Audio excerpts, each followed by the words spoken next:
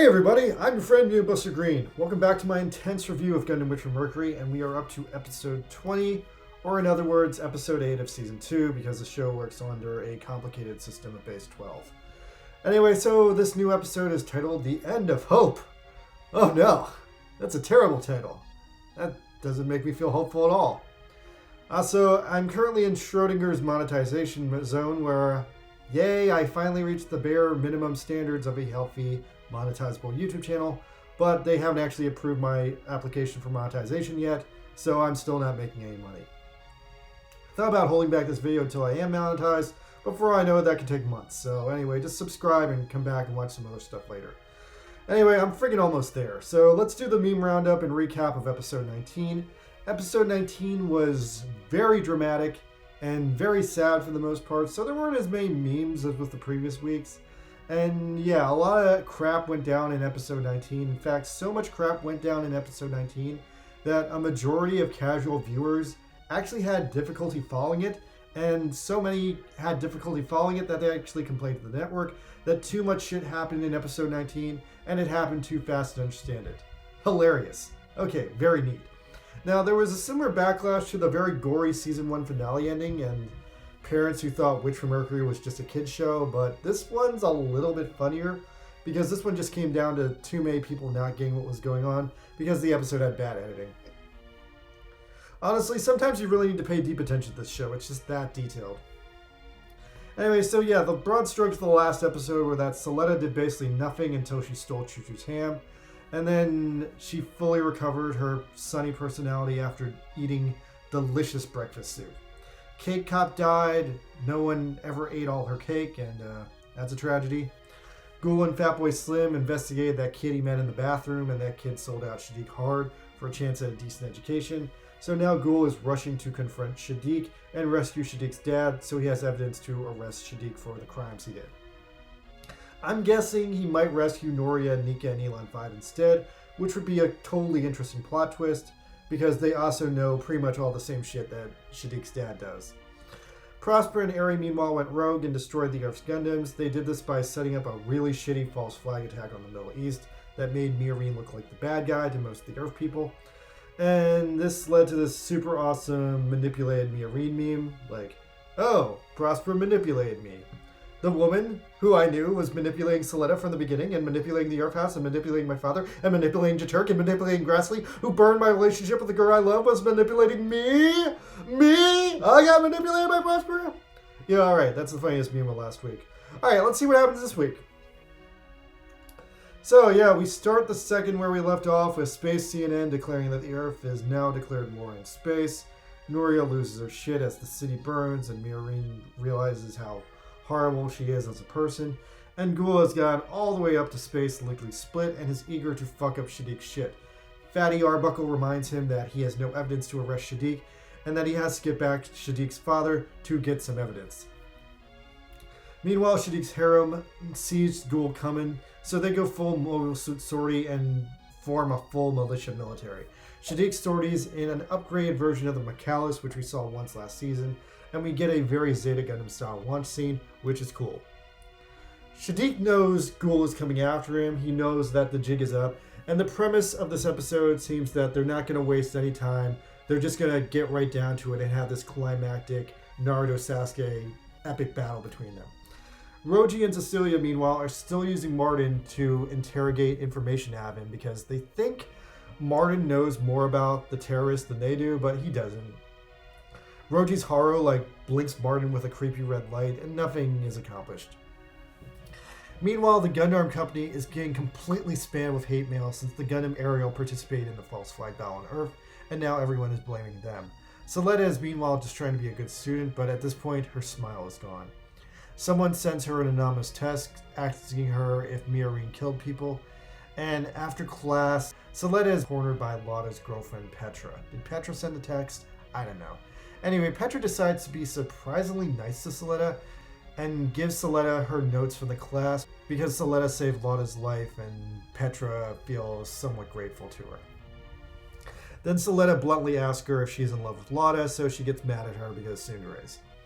Meanwhile, up in space, this freighter is flying along and Lotta and Ghoul in there because apparently Ghoul got Lada, he got this freighter, and Ghoul asked Lada to refit the Darrow Blade so he could fight Shaddiq one-on-one. So anyway, the Cathedral guys and Jaturk and everyone just confront Shaddiq's big-ass mobile suit force that have been hanging out. And Shaddiq's mobile suit team won't let Cathedral into the school because they know if they get in, they're going to find Shaddiq's dad. So then Shaddiq immediately tries to murder Ghoul. Ghoul flies out like a hothead, and the Cathedral team back up Ghoul because then it's a one-on-one fight with Shaddiq and all his harem girls. Back at the school, though, one of the harem girls stayed behind, and Shaddiq uses her to move his dad around, and at the same time he also uses her to release Nika, Noria, and Elan 5, which is an interesting, surprising move. Kananji at this point gets into the school by breaking through Shaddiq's barricade, and he tells all the kids to hide. Noria immediately runs the fuck out of the room, drops her book, and Elan picks it up, realizing that Noria is about to do something super bad. Nika finally toddles away out of the room as she can and goes her own way. Anyway, so Noria immediately steals back her Gundam, and Elan tries to stop her, and Elan makes a super Chad boyfriend move to try and save her life. He's like, yo, don't die, I need you, but she's too fucking sad and angry, so she wants to go out murdering everyone she can, and she just flies off in a crazy fit. In her Gundam, she fully activates several of those G-bit things and vows revenge for Sophie, and she screams this out loud. When Elan 5 hears this, he realizes that he can steal Sophie's Gundam, and so off he goes. Now Noria goes full-blown psycho mode, exactly as planned by Shaddiq's master plan. Shaddiq knew this is exactly what she would do when he let her out. So he's letting her out to use her as a distraction and to spread Cathedral more thin. The Gundams, meanwhile, start ripping apart the schools. Soletta and Petra narrowly dodge a giant beam blast, and they try to start rescuing some people. Petra and Soletta are trying really hard to protect the kids, but Petra vows that Lada owes her too much money to allow her to die, and the school starts caving in around them. At the same time, Ghoul and Shaddiq are just fighting the shit out of each other. They're fighting the whole episode. Shaddiq insults the shit out of Ghoul's father, enraging him, and then Shaddiq further publicly shames Ghoul for killing his dad and reveals this as a secret to everyone. Lada overhears Shaddiq on the radio and finds out Ghoul killed their dad. Meanwhile, at Ataskia, more and more kids are dying, and a mobile suit comes by and squishes Miorine's tomato house. Rip Tomato House, all the good times we spent there in Season 1, gone forever.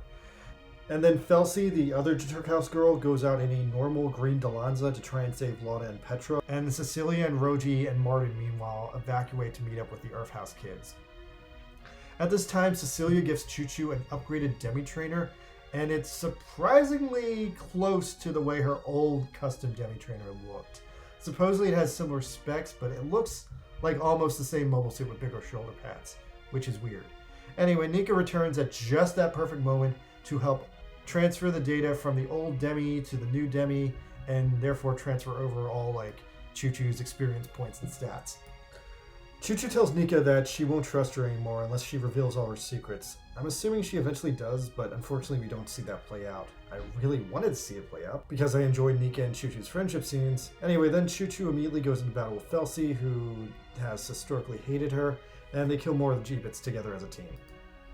Shaddiq and Ghoul are still fighting for the whole goddamn episode. Shaddiq is trying to break Ghoul mentally by teasing him about how he killed his father, even though I would argue that otherwise Ghoul has the advantage with his mobile suit better, since the Darrow Blade has those beam funnel things and a couple of wire weapons. Ghoul then gives Shaddiq all the shit for funding terrorism, and Shaddiq gives Ghoul shit back because he's a rich boy and fuck him, he's rich. Eventually, Shaddiq ends up destroying the Darrow Blade and Ghoul gets blasted into space, but not before Ghoul finally cuts off Shaddiq's arms and legs, and Shaddiq gets arrested by space cops. At the same time, Ghoul gets saved by space cops. Shaddiq is surprisingly defeated at the last possible second, and Ghoul takes him alive to punish him and try him in a court of law. As he's defeated, though, Shaddiq spins this crazy narrative of how it's all the Benerit group's fault, and he's going to tell the people on Earth that the Benerit group killed all these kids because they don't fucking care about human life. And everyone's like, oh wow, Shaddiq is that fucking crazy. Now back at the school, Noria is burning herself out with Gundam Permit, and Elan shows up one last time to try and rescue her. So she tries to kill him in this very classic Gundam fashion, and Noria And Elon basically tries to wrestle Noria down and ask her to run away with him. And this is peak Gundam, and this is romantic as fucking hell. He gives her this sudden hope for the future where they could be like these artistic fugitives, and he actually gets her to stop as she like remembers for a second how Sophie died just wanting a normal life. And she almost decides she's going to take it. She almost decides she wants it. And she asks Elon for his real name. And immediately she gets sniped to death by Cathedral, sending Elon 5 into his own fit of rage where he suddenly takes her G-bits and then he flies off. Meanwhile, Soletta finally wakes up from a blast and... Fuck! Petra's dead. She was a nice girl. Lada finds out. He's devastated. Noria is also dead. We get a montage of Gundam disaster porn, and a huge number of students died in this attack. Choo-Choo helps dig out the survivors with her new mobile suit, and surprisingly, almost all the Earth House kids survived okay because they didn't actually get caught up in any the disaster area. They finally find Soletta, and Soletta's just covered in blood trying to dig out the survivors of the building collapse who Soletta thinks are still alive. The Earth House kids think about it, but then agree to help Soletta, and everyone rallies together, and that's kind of it. Wow, that was an episode. Okay, as of this episode, I think we're finally transitioning into a real gritty as fuck Gundam show that moves away from the Ataskia school because there is no longer a school. It's been fucking destroyed. This was an extremely dramatic episode. I expected we'd get an episode like this a lot later in the show. The fact it happened now is kind of insane and very surprising to me. I think they did it like this because at this point they're ready to put the school behind them and just move on to more of the classic Gundam stuff. And this episode was intensely classic Gundam in a way I didn't expect the show to ever reach. The mobile suit fights in this episode, pure classic Gundam. The destruction of the school was also surprisingly realistic, and yeah, so most of this episode was just Ghoul and Shaddiq fighting. Shaddiq unleashed Noria, and Noria went full rabid dog and successfully destroyed the school on her own accord. Honestly, the way Noria went out was some of the darkest shit I've seen since Victory Gundam. Once again, though, Soletta barely had any impact on the plot again, which bummed me out, and at least she did do some heroic stuff after Petra died, but geez, Petra's death in this episode. Man, that really bummed me out. Petra got pre-death character development, which is sad in its own right, and I'm honestly still bummed she's dead now. It feels like she mostly died for plot purposes so that her death could drive Lada insane. Because now that Shaddiq is finally out of the picture, I think the next step in the Ghoul Jaturk Nightmare saga is that Lada is possibly going to turn on Ghoul. He seemed pretty upset when he found the Gundam Schwarzette in the last episode, and then he seemed equally upset when he found out that Ghoul had killed their father. And there is some plausible deniability around that fact since Shaddiq said it right before he was arrested, but I'm imagining Ghoul won't be able to lie to Lada due to his own shame of what he did. And now that these two events have gone past, and now that Petra has also died, it seems like all of that madness would probably drive Lada off the deep end, seemingly mad at Soletta, Miorine, and most importantly, Ghoul, his brother. I'm not sure if Lada is Ghoul's biological brother or his adopted brother. I kind of want to think he's adopted because, one, he looks nothing like Ghoul or his dad, and he also has a different last name. Maybe that's just a guess that I'm reading into too much, but I think Lada is adopted. Anyway, this episode also got the Darrow Blade wreck, putting Ghoul in a position where now he needs a new mobile suit. Maybe he's finally ready to take up the Gundam Schwarzette, but maybe he'll fix the Darrow Blade because that's his main and he wants to keep it. That being said, maybe Lada would use the Schwarzette and become a supervillain against Ghoul. There's also the chance Soletta still might take it to go fight her mom. There's so much possibility with where the Schwarzette is going to end up. I'm really curious to see who gets it in the end. I'm going to be thrilled whoever gets it. I was surprised, though, that Ghoul spent the entire episode fighting Shaddiq, and Cathedral also didn't help Ghoul fight him more.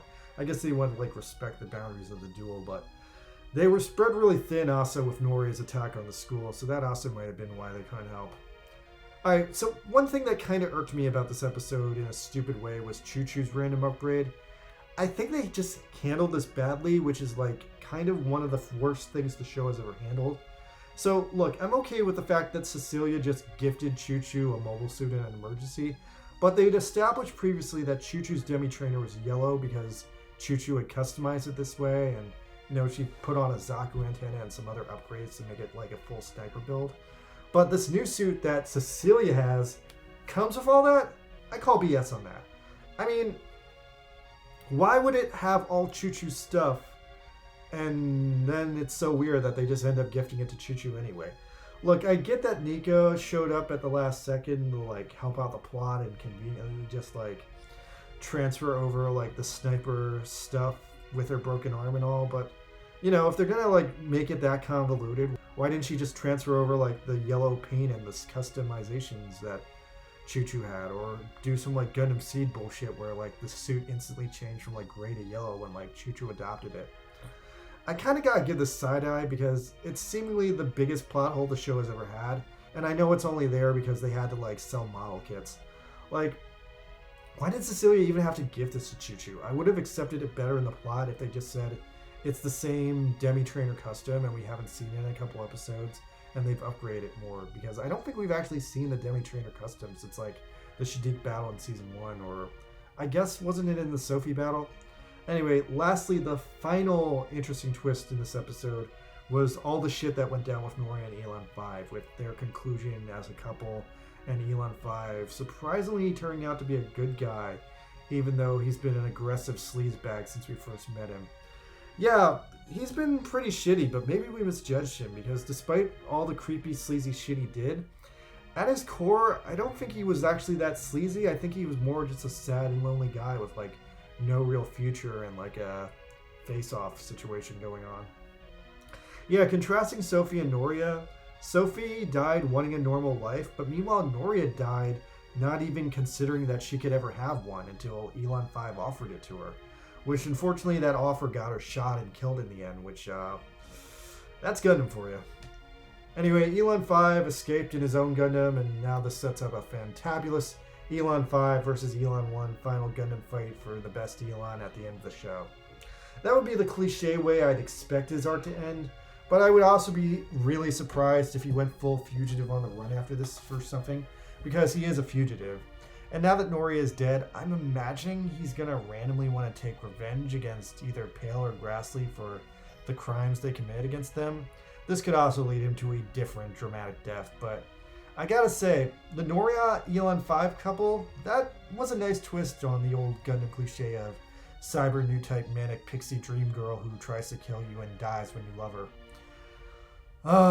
Cyber new type manic pixie dream girls are everything you need in a woman. But yeah, that trope's been around since the original Gundam with Lala, and I feel like every Gundam series since the original has doubled down on it, and because they've doubled down on it so many times over the past 30 years, it's gone into really super unrealistic territory. Like, remember Gundam Seed Destiny, where like Stella was like a borderline intense hostility to the main character, but he was still willing to like throw away everything for her because like he wanted her as a girlfriend, even though she like couldn't speak human language.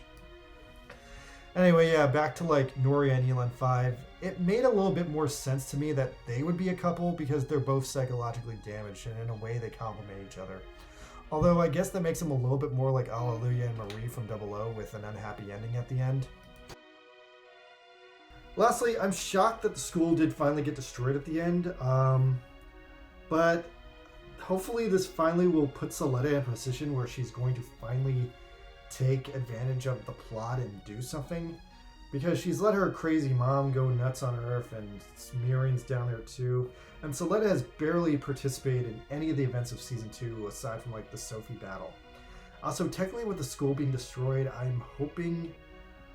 I think that would mean that there's no more chances for them to gamble on Miorine's marriage anymore. So this actually sets up some bad futures where the only way Soletta and Miorine can legally get back together would be if Guljaturk dies or something, which I guess could be in the cards now, since Lotta is seemingly slowly going crazy against his brother. Anyway, wow, that was a batshit intense action-packed episode. Alright, I'll see you guys next week. Feel better. Later.